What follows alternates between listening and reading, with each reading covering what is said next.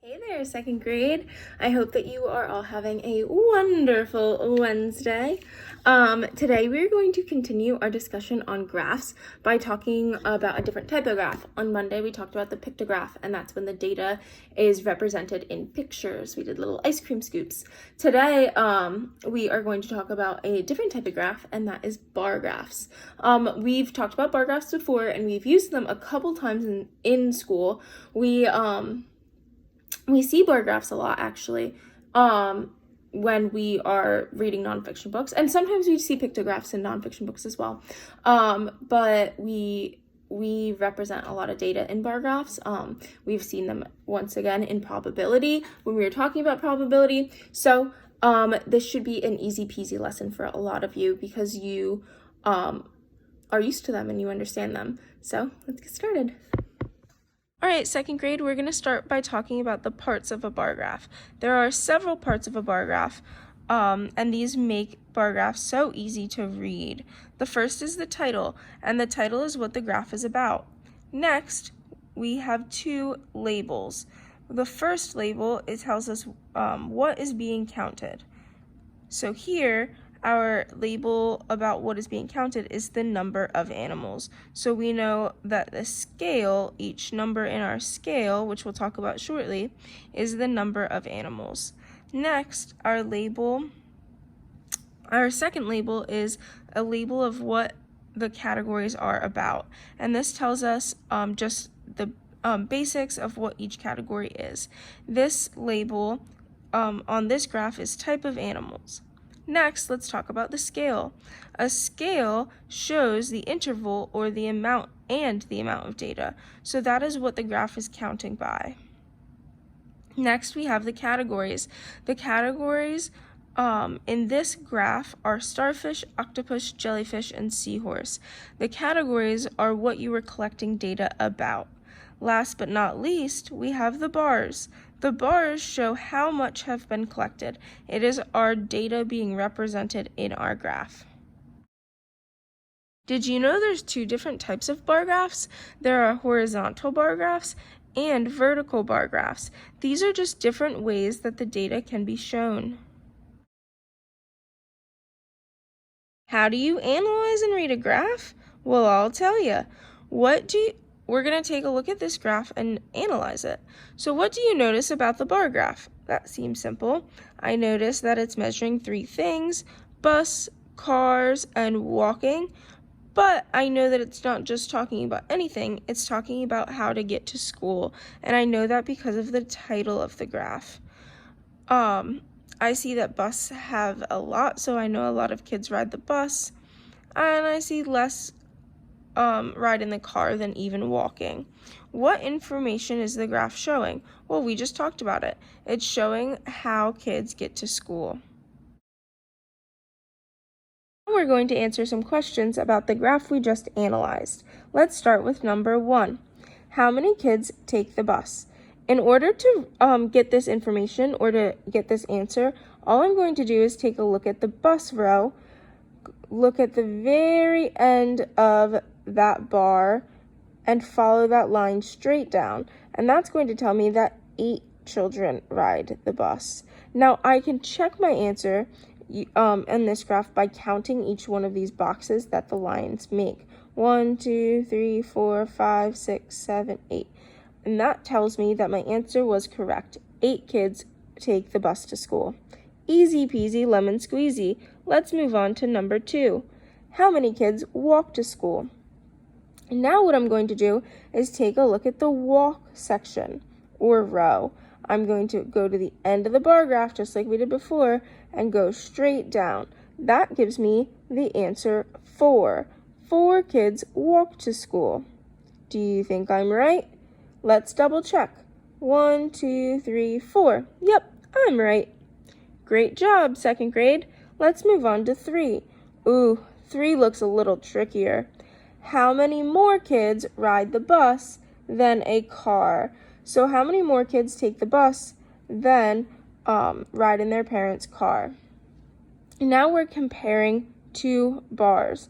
There's a couple things we can do. We can figure out how many kids take the bus, which we already know, figure out how many kids ride in the car, which we don't know, and then we will subtract the smaller one from the bigger number. Let's start there. We already know that 8 kids take the bus to school. Let's figure out how many kids ride in a car to school. The answer to that is 3. So now we're going to do a simple subtraction, 8 minus 3, to get our difference, because we're trying to figure out how many more kids ride the bus than ride in a car. So we're finding the difference, which means subtracting. And we know 8 minus 3, or 8 take away 3, is 5. 5 more kids ride the bus than ride in a car. Now, we can also use the graph to double check, just like we double checked 1 and 2. And I'm going to do that by counting how many more boxes the bus has than the car. So let's do that. 1, 2, 3, 4, 5. I know my answer is correct. 5 more kids ride the bus than take a car. Let's move on to number 4. Last but not least, how many kids take the bus and ride a car in total? So 2nd grade, we know that when we see the word total, we're usually adding. We're figuring out how many in all. So we're going to add the amount of kids that ride the bus and the amount of kids that ride in a car. We just found out that 8 kids ride the bus and 3 kids ride in a car. Now we're going to add them. Remember, we're adding this one because it's asking how many in total. Number 3 was adding the difference, was trying to find the difference, and that's why we subtracted. Number 4, we're finding the total. So 8 plus 3, well, this should be easy peasy lemon squeezy math. 8 plus 3 is 11. You can also count on to help you. So 8 kids ride the bus. We're going to count on 3, 8, 9, 10, 11. That proves to me that 11 kids in total take the car, that sounds silly, take the bus and ride in the car. Great job. Now we're going to take a look at a second graph. This graph looks a little bit different.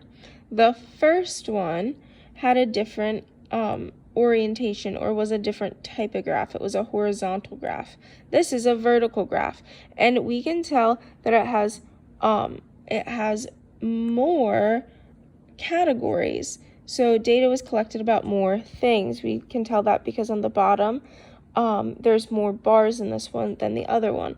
So we're going to go ahead and answer a couple questions about this graph.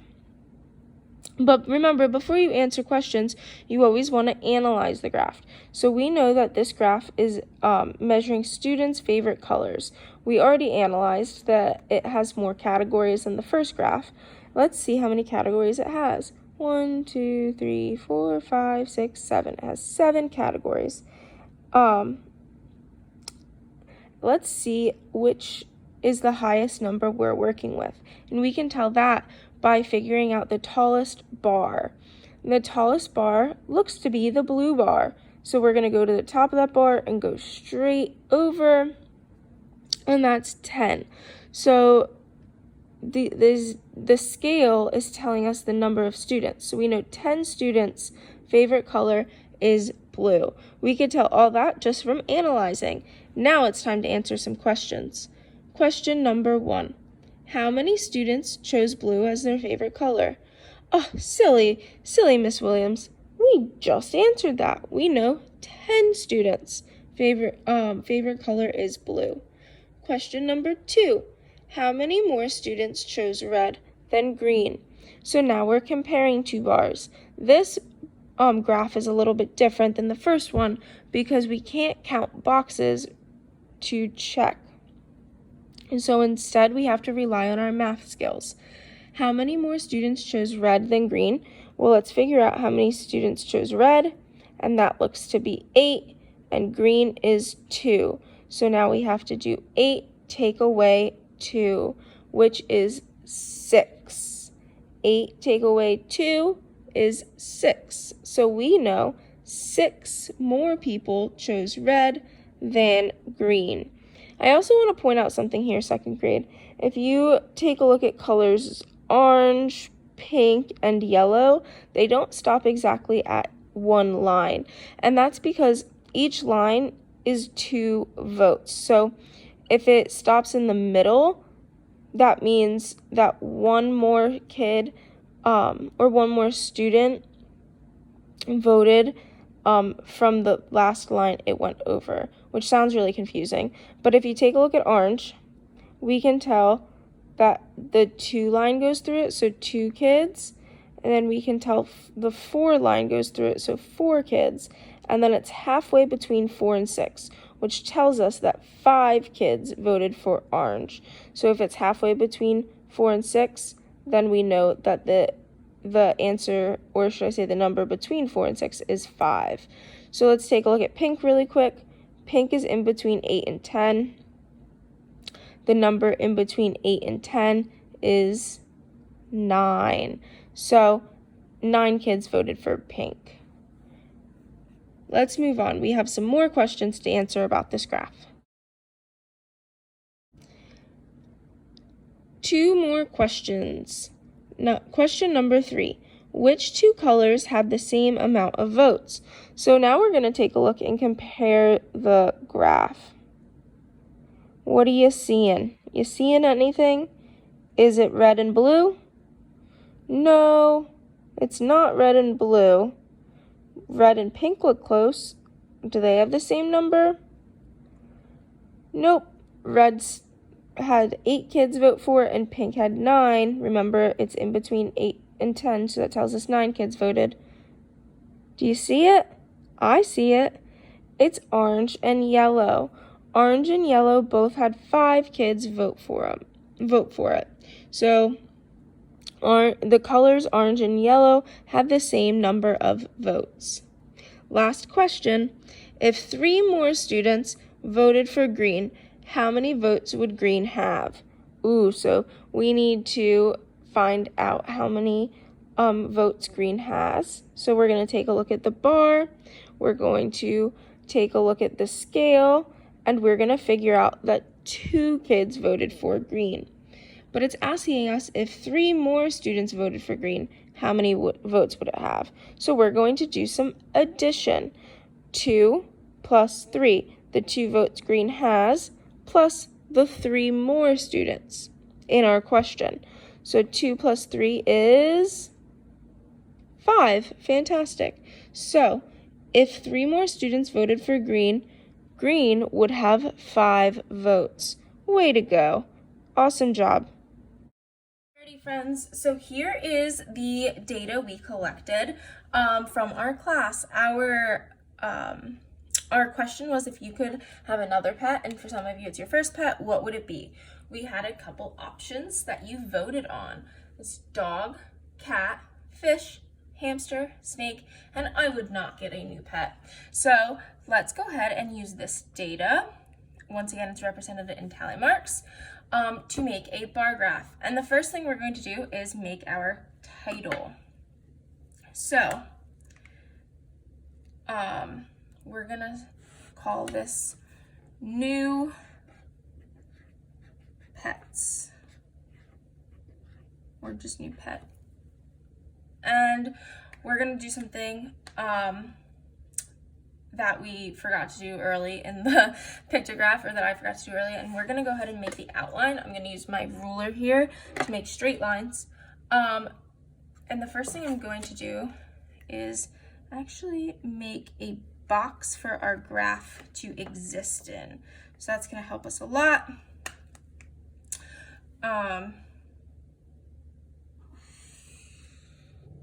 When we are making, and now I'm not really using the numbers. You could measure it out if you wanted. I'm just using this for some straight lines to make it extra organized. So,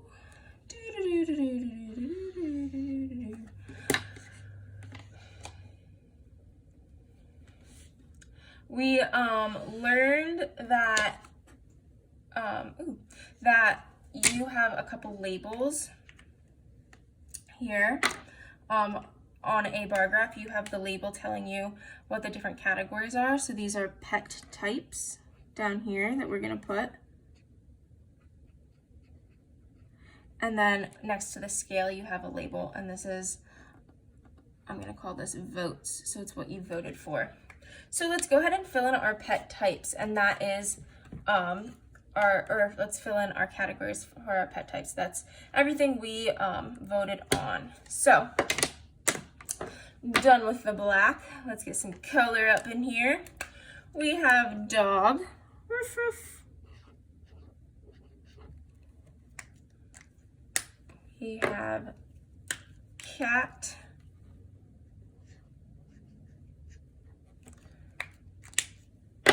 We have fish. We had hamster. When I put hamster in here, I was thinking of Humphrey, if you were keeping up with that book. Hamster. We have snake. Oop, I'm running out of room here. I shouldn't have made a big look here. And then this last part right here, it's gonna look a little funky, but it's gonna be, I'm gonna put the eye. Would not get a new pet. So it's not spaced out perfectly. If you were making a bar graph at home, I recommend doing it in pencil first so you can move everything around. But we're writing in marker, so we can't really do that. Now, I'm not done, am I? This doesn't tell us any data. So I have to do two more things before I fill in our data. I need to make our scale. And our scale is what makes the data so easy to read. And I'm gonna do that by numbering the sides here. I'll do 1, 2, 3, 4, 5, 6, 7, stop at 8. And once again, to make it easier to read, I'm going to give each of these scales a line. And that's just going to make it easier when I'm filling in my graph, and it's going to be easier to interpret, or to analyze, should I say. So I'm not using the measurements on the ruler, I'm just using them as a straight line. Rulers are great tools, aren't they? But you could measure out your graph to make it even more accurate. Because as you see here, my sections aren't exactly even, which isn't really what it would look a lot better if they were even, but we are just, for the sake of time, making a graph. So, I have to be careful.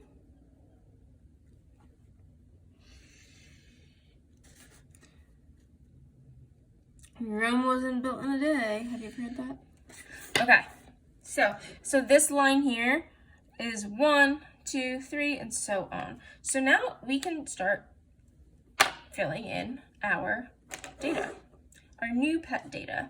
So we have our data represented in tally marks right now. We know that when a tally mark has 4 and a cross, that stands for 5s. Remember, tally marks are really, really, really, really convenient when you're counting by 5s because they're grouped in 5s. So our dog data, how many votes do we have for dogs? Good job. We have 6. We have 5, and we have a tally mark down here, which is 6. So I'm going to draw our bar up to the 6th line. So 1, let me make sure I'm not getting marker on me. 2, 3, 4, 5, 6. I'm gonna match this line here and draw it up and shade it in. Let's go ahead and do our cat data now. How many votes do we have for cats? 2. Great job. So 1, 2. Match it. Draw a straight line straight across. Shade it in. What about for fish? We have 3. 1, 2, 3. Shade it in. And for our hamster friends over here, we have 2. I know I already said that, but every time I talk about hamsters, I think about Humphrey, our little class pet. Well, not really ours, but. And then we have our snake data. What are we going to do for snake? Are we going to draw a bar? No, we are not, because there's no votes here. So we're going to leave the snake section blank. And last but not least, I would not get a new pet. We have 1 vote for that. So here is our bar graph. It is finished. It is completely done. So let's analyze it now. We can quickly see which animal or what pet got the most votes because the bar is the tallest. We can also see which pet quickly got the least amount of votes, and that's snakes because there's nothing in its section. As I'm analyzing it, oh no, I see some things got the same number of votes, and I'm actually surprised by something, and I don't know if you are as well. I was surprised that the cat got less votes than a fish. I was expecting a cat to get the second most behind dogs, and that's not what happened. So now that we took time, we analyzed it. We analyzed what it's sorted in. We analyzed some things that we noticed. Let's go ahead and answer some questions about our graph. Alrighty, second grade, here we have 3 questions. I know during our PowerPoint we practiced answering questions about graphs. Now we're going to practice using our very own graph. So question number 1, what 2 pets had the same number of votes? We're great at answering this type of question using a bar graph. All we have to do is take a look at our graph and see which 2 bars are the same size. We know that it's not dog. What looks the same here? Do you have it yet? Very good. It's cat and hamster. Cat and hamster both have 2 votes. So what 2 pets? And I'm going to write this incomplete sentence because that's how we should really answer questions. So what 2 pets had the same number of votes? Cat and hamster.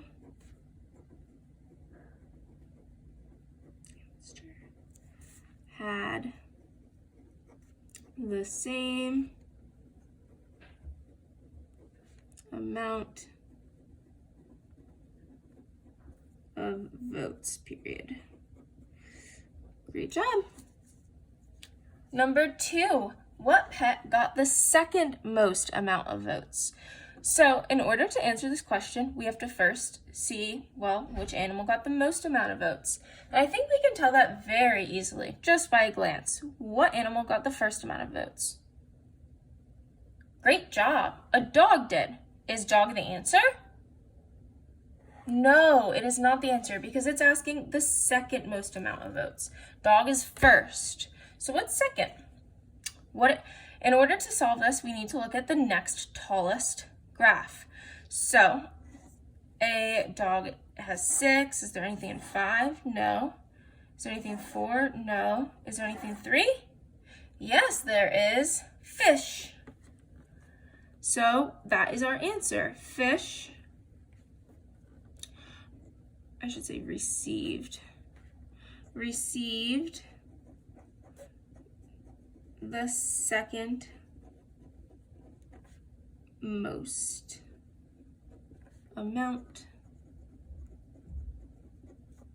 of votes. I'm going to include the number with 3 votes. Was it close to dog? No, not really, but it's still the second most amount. And question number 3, which pet received 1 vote?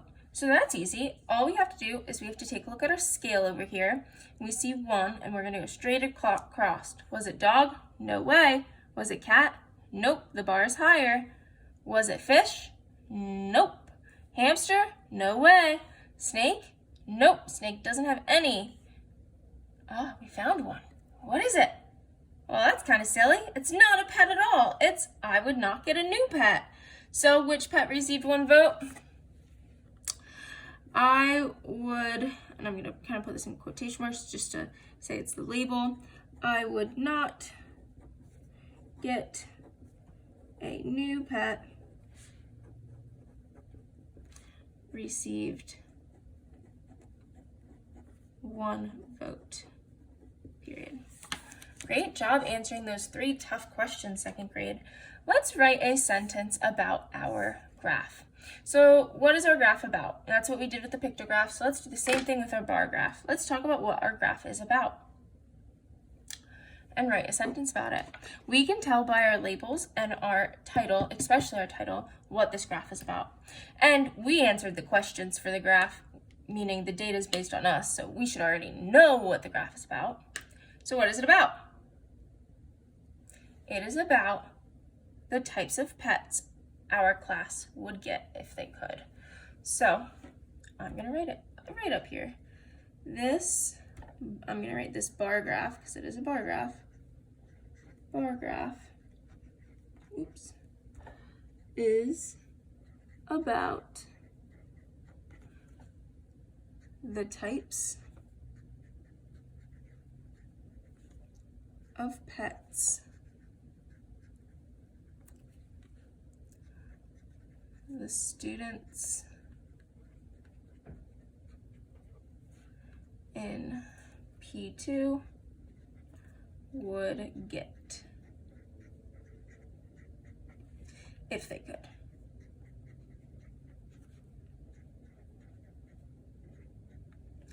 All right, fantastic job with this 2nd grade. If you have any questions, feel free to comment on the Google Classroom. Alrighty, friends, so we did a lot. We just made a bar graph all on our own, which is fantastic. Great job. We did a wonderful job with it. So let's check in with our I can statements. We had 3 I can statements today, or 4 I can statements today, excuse me. They were I can collect and organize data. And we did that. We did that by taking our pool in our classroom and then collecting it using tally marks. So check. Number 2, I can represent data in a bar graph. We did that. We made our own bar graph and we filled in our data. Great job. Check. 3, I can read and interpret data in a bar graph. Yes, we did that. We answered our 3 questions about our bar graph, and we did a great job with it. So check. And number 4, I can say and write a sentence about the data in a bar graph, and we did that right along the top of our graph. So another check. That should be 4 big checks. 1, 2, 3, 4. And a job well done on this wonderful Wednesday. Fantastic job, guys. I miss you all. I hope that you all have such a great rest of your day, and I will see you tomorrow. Bye.